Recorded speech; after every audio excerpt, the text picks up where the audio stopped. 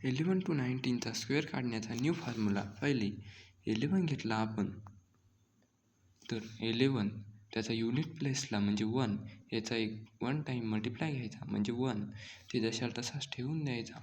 नंतर त्या संख्येचा डबल सम घ्यायची. सम घेतल्यास ती इथे 2 इथे ठेवायची आणि नंतर 10 प्लेसची व्हॅल्यू जशास तशी आपण तिथे ठेवून द्यायची. तर 11चा स्क्वेअर झाला 121. तसेच आता आपण म्हणू 19चा कसा काढणार.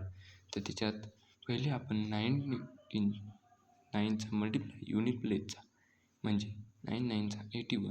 तर याच्यातले आपण फक्त 1 जशास तसा ठेवणार हे रिमाइंडर.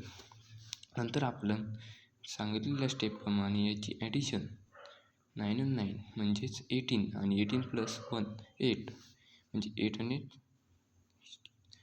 2 तर हे 2 आणि हे 1 म्हणजे हे 3. जसे की हे 1 आणि त्यामध्ये आपण यामधले 2 ॲड केले 2 प्लस 1 म्हणजे 3. तसे आपण 12 13 14 15 16 17 18 यांचाही स्क्वेअर काढू शकतो.